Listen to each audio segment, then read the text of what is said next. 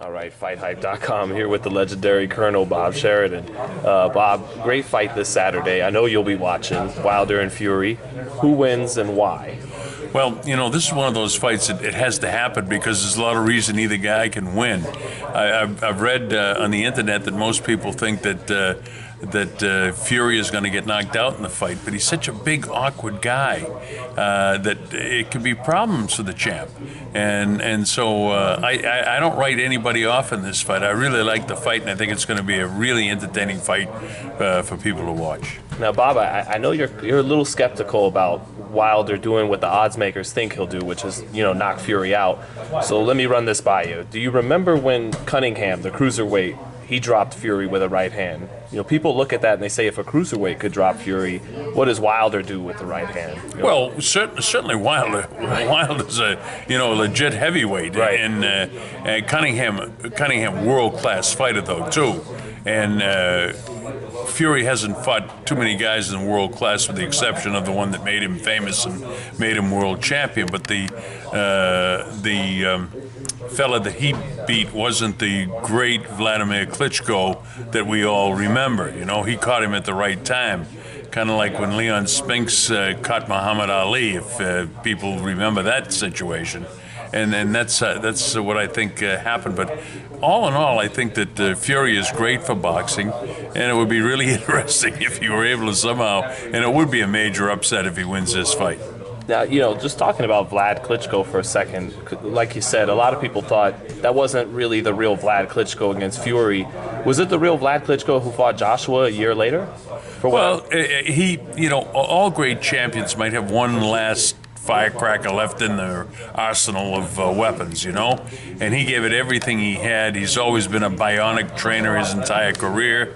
So with that said, I think he gave it all he had, and all he had at the end just wasn't good enough to beat the upcoming young, strong Anthony Joshua.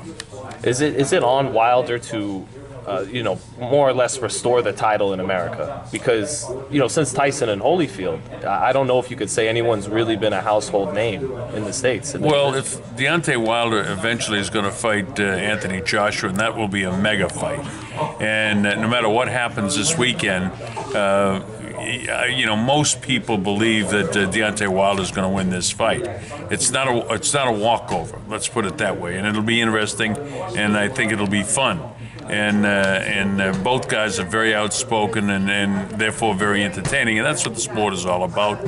And with that said, the big fight that everybody wants to see is Anthony Joshua and fight Deontay Wilder, and that may come in the middle or late next year, and we'll see what happens when that happens. But if he wins that fight, there's a lot of ifs along the way. Yeah. If he wins that fight, certainly American heavyweight boxing is back at the forefront. But right now, there's so many great champions and great fighters in the UK, and Barry Hearn is doing such a great job with the Zone. Or his son, Eddie. And his son, I meant Eddie, yeah. But Barry first, and then Eddie, his son, has done such a great job in promoting, and I see this as a great future for boxing. If Wilder does get to that Joshua fight, what's your personal perspective and opinion on that fight? Who wins it?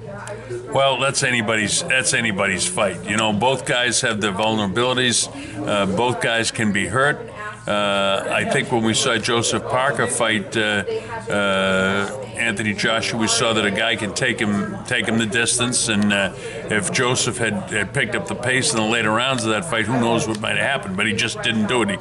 He couldn't seem to pull the trigger with his right hand. Deontay Wilder has shown that he can be powerful late in fights and late in rounds that he's been hurt in. So, these are all great characteristics of great fighters, and the great fighters and great champions have that.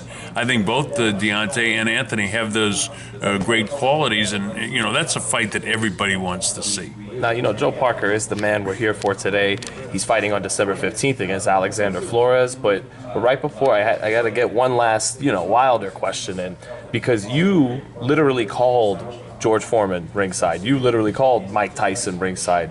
Is Wilder, the right hand in particular, can he punch as good as those guys, Tyson and Foreman? Boy, Foreman had a thunderous right hand. He was so big and so strong that George was bigger. I think it'd be hard to say that his punches is as strong and certainly as strong as George Foreman. No, I don't think so.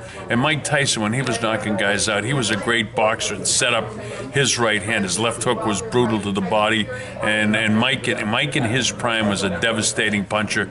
And we haven't seen that. And even though Wilder's knocked out his fair share of guys, he hasn't been the devastating puncher that Mike Tyson, the intimidating guy that Mike Tyson was. So, that remains to be seen where his career goes from here.